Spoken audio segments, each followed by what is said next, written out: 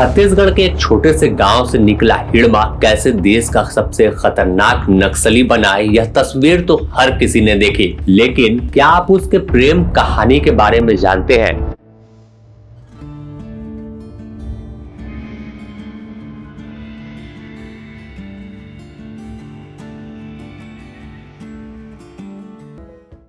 हम आपको इस खबर में बताएंगे कि हिड़मा कैसे एक लड़की के साथ प्रेम जाल में फंसा था और एक साथ जीने मरने की कस्में खाई और फिर एक साथ ही मारा भी गया।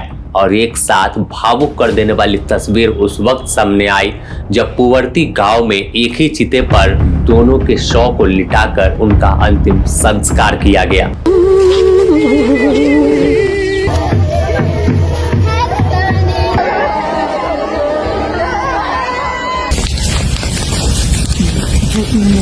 कहा जाता है कि हिड़मा आतंक का दूसरा नाम था। इसके दिल में नरमी नहीं थी, यह कहीं भी गोली मारता था। इसके ऊपर 26 बड़े हमले के आरोप लगे, जिसमें एक साथ सीआरपीएफ के 76 जवानों का बलिदान हो या फिर कांग्रेस नेताओं पर जो झीरम घाटी में हमला हुआ उस वारदात का जिक्र करे या फिर दंतेवाड़ा, सुकमा, ऐसी कई घटनाओं को अंजाम दिया जिसे देखकर पूरा देश खौफ में आ गया था कि आखिर हिड़मा कौन है।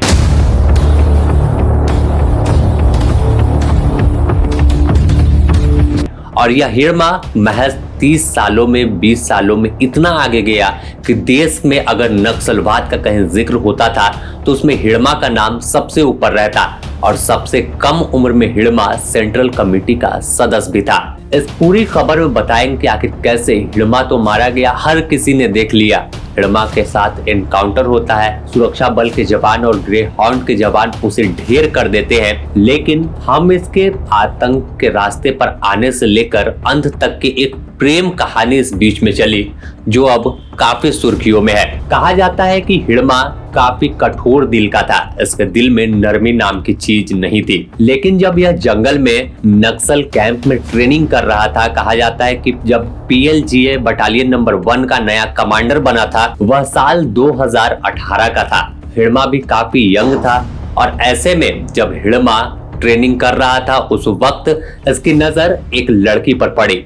काफी बेहतर निशाना राजे लगाती थी और राजे भी लंबे समय से नक्सलियों के दस्ते में शामिल थी। लेकिन जब PLGA बटालियन में हिड़मा पहुंचा तो उसकी नजर पहली बार में जो फर्स्ट इंटरेक्शन होता और लगता है कि इसके साथ कुछ आगे अब रास्ता बनाना होगा, कुछ ऐसा ही यहाँ पर हिड़मा के साथ हुआ। और कहा जाता है कि राजे दलम भी एक तेज तरार लड़की थी, गोली चलाना हो, घात लगाकर हमला करना हो, IED बनाना हो, सब में माहिर थी और इस पूरे जंगल के बारीकी से वह वाकिफ थी।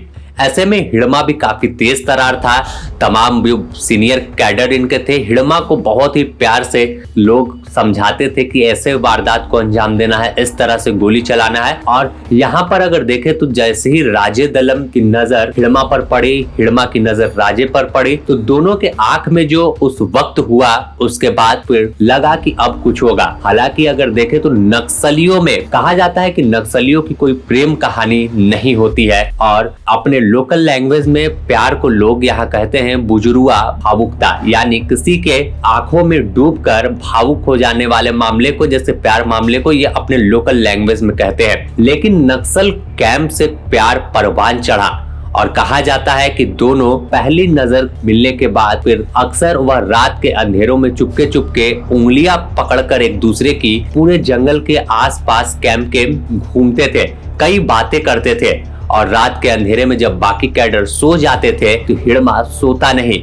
बल्कि राजे के कंधे पर अपना सर रखकर कहता था कि अगर कभी मरना हुआ ना, एक साथ मरेंगे, अलग अलग नहीं। और कुछ ऐसा ही हुआ। लोग बताते हैं कि राजे भी इसी जवाब में हंसते हंसते हिड़मा से कहती थी कि ठीक है कमांडर, तुम आदेश दो, मैं मान लूंगी। कमांडर जिक्र इसलिए क्योंकि हिड़मा PLGA बटालियन नंबर 1 में नया जरूर था, लेकिन इसे हर लोग जानते थे और कमांडर के रूप में जानते थे। लोग इसे कमांडर बुलाते थे क्योंकि हिड़मा काफी दुर्दांत नक्सली था। इसके बाद ऐसा ही चलता गया और हिड़मा और राजे एक साथ कई वारदातों को अंजाम दे रहे थे। फिर साल गुजरते चले गए, उनका प्यार भी जंगल की आग की तरह फैला और दोनों एक साथ ऑपरेशन करने लगे। साथ भागते, साथ छिपते, साथ खाना खाते, साथ गोलियां चलाते। कहा जाता है कि 2010 का दंतेवाड़ा हमला या फिर 2013 में झीरम घाटी नरसंहार या 2021 का बीजापुर अटैक, हर बड़े हमले के पीछे हिड़मा का दिमाग और राजे का हाथ हुआ करता था। यानी जो प्रेम की दास्तान लिखी गई थी वह अपराध की दास्तान में भी, नक्सलवाद की दास्तान में भी अब दो दिमाग दो दिल एक हुआ तो दोनों का दिमाग भी एक तरह तेज तरार था और दोनों एक साथ योजना बनाते। और यही वजह है कि उस इलाके के लोग से जब आप बात करेंगे, जाएंगे वहां, तो लोग कहते हैं कि हिड़मा का असली हथियार उसका AK-47 राइफल नहीं था। कई लोग कहते हैं कि AK-47 से प्यार करता था, लेकिन AK-47 नहीं, उसका असली प्यार, असली हथियार उसकी प्रेमिका राजे थी। उन्होंने कभी भी अगर देखे तो प्यार तो लंबा चला, लेकिन कभी भी कोई शादी की रस्म उन्होंने अदा नहीं की। पर नक्सली पार्टी ने कॉमरेड मैरिज करवा दी, यानी एक पुराने पीपल के पेड़ को गवाह माना और लाल सलाम के फिर नारे गूंजे। बस दोनों एक दूसरे के हो गए और एक दूसरे के साथ वहीं पर संकल्प लिया कि राजे के साथ अब आखिरी दम तक रहेंगे। यह कहानी ऐसी कहानी है कि कैसे एक नक्सली की भी प्रेम कहानी होती है। एक नक्सली जो कहीं भी गोली चलाता है, कहीं पर रहम नहीं खाता है, बच्चे हो, बुजुर्ग हो, महिला हो, किसी पर थोड़ा सा भी इसका दिल पसीजता नहीं है। लेकिन एक लड़की के आगे उसका दिल पसीजा और एक नई कहानी लिख डाली, एक नई तस्वीर लिख डाली कि कैसे राजे के साथ अंतिम सांस तक रहा। कहा जाता है कि जब एक पुराने पीपल के पेड़ को गवाह माना, उसके बाद लाल सलाम के जो नारे गूंजे थे, बस यहाँ से एक नई शुरुआत हिड़मा की हुई थी। और PLGA बटालियन नंबर 1 की अगर बात कर ले तो उसी बटालियन में ये दोनों थे और बाद में इसमें हिड़मा का कद बढ़ गया, PLGA बटालियन नंबर 1 का प्रमुख बन गया, यानी सुप्रीमो हो गया। इसके बाद क्या था, दोनों एक साथ हर जगह जाते और हिड़मा को लोग कमांडर कहते थे, तो कमांडर अब किसी के प्यार में पड़ गया था और शादी के बंधन तक बंध गया था।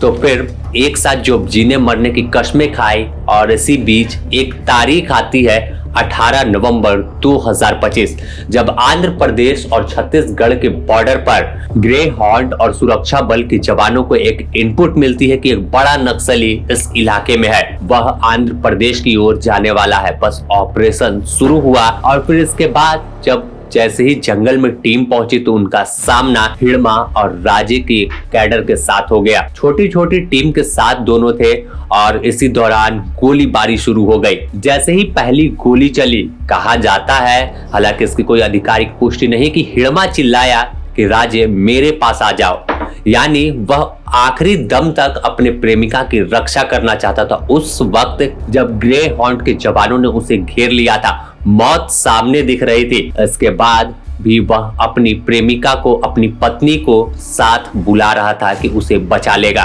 इस दौरान कहा जाता है वहां पर जो लोग थे, जो जवान थे, ऐसा बताते हैं कहानियों में, जब लोगों से बात कर रहे थे कि हिड़मा और वो जब दौड़कर एक लड़की पहुंची तो वो लोग भी समझ नहीं पाए थे कि वो कौन है।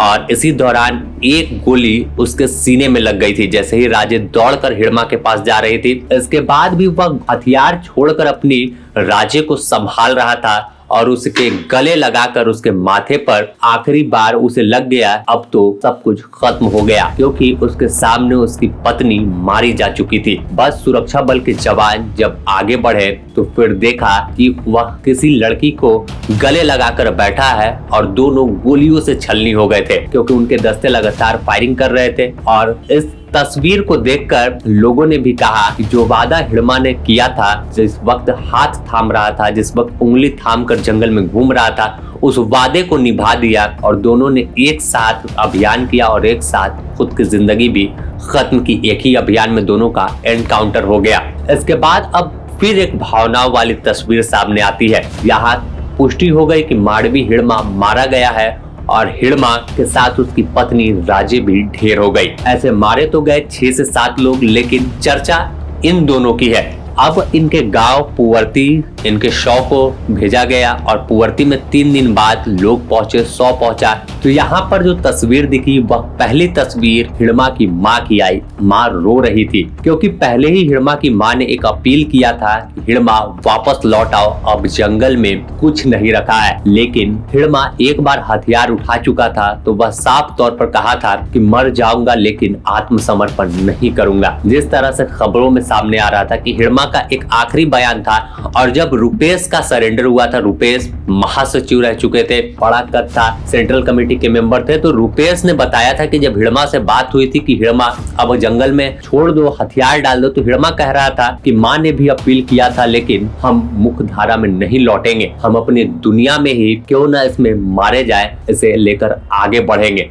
बस इसके बाद वही चीज माँ कहकर रो रही थी कि बेटे को तो वापस बुलाया था। भावनात्मक अपील माँ ने कुछ दिन पहले किया था और जिसका डर था वो हो गया। माँ रो रही है, पास का पूरा गांव रो रहा है। ऐसी तस्वीर मानो कोई मसीहा मारा गया हो, उनका रखवाला चला गया हो। पुवर्ती गांव में अलग सा सन्नाटा था, किसी के घर पर 2 दिनों से चूल्हा भी नहीं जला। इसके बाद तमाम अंतिम संस्कार की प्रक्रिया पूरी कर दी थी और हर लोग अंतिम संस्कार को लेकर तैयारी कर रहे थे। गांव के जो लोग थे, हिड़मा के जो परिवार के लोग थे, वो पूरी तरह से तैयारी कर दिए गए। पास के ही गांव में चिता रखी गई और जैसे ही चिता रखी गई तो उसके बाद अलग अलग नहीं बल्कि एक चिता पर 2 शव रखे गए और कहा जा रहा है कि हिड़मा की माँ ने कहा कि उसे एक ही चिता पर लिटा दो, क्योंकि भले ही दोनों 2 जिस्म थे लेकिन जान एक थे।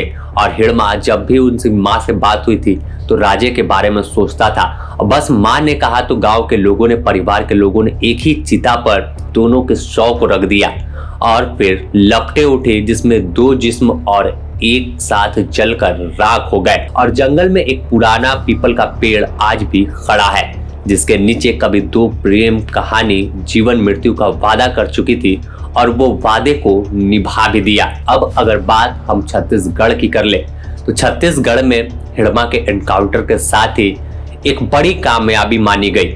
कहा गया कि अब नक्सलवाद पूरी तरह से उनका पैर उखड़ चुका है।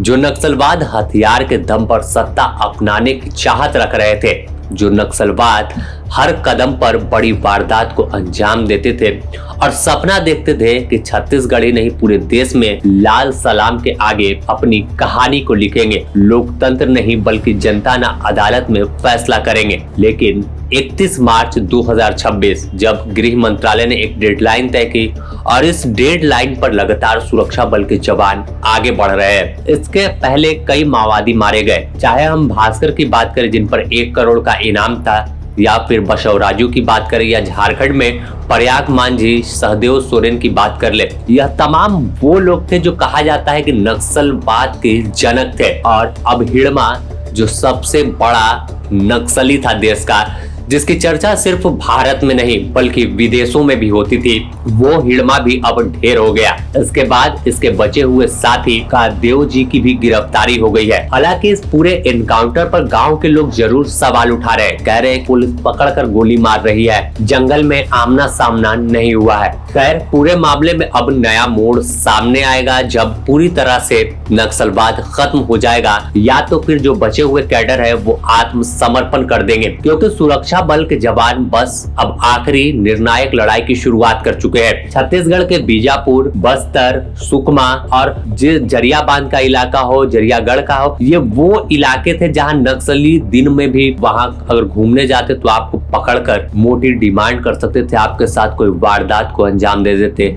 इस इलाके में आज तक विकास की मानो लकीर तक नहीं पहुंची। विकास का रास्ता तो छोड़िए ना, यहाँ आपको अभी भी कई गांव ऐसे हैं जहां बिजली, पानी, सड़क, मूलभूत सुविधा नहीं है। हिड़मा का गांव खुद पिछड़ा है और इन तमाम चीजों के पीछे दावा होता है कि डर से वहां पर कोई ठेकेदार काम नहीं करना चाहता, कोई ठेकेदार आना नहीं चाहता, क्योंकि खौफ एक अलग तरीके का नक्सलियों का इलाके में था। लेकिन अब नया सवेरा आने वाला है और इस कहानी में सिर्फ इतना ही है, कुछ आगे पीछे जानकारी हो सकती है। यह तमाम जानकारी सोशल मीडिया और स्थानीय लोगों के बातचीत करने के बाद हमने एक रिपोर्ट तैयार की और सोचा कि आप लोगों तक पहुंचाना चाहिए, क्योंकि नक्सली हिड़मा की कहानी हर किसी ने सुना और प्रेमी हिड़मा की कहानी कौन सुनाएगा। बने रहे द न्यूज पोस्ट के साथ।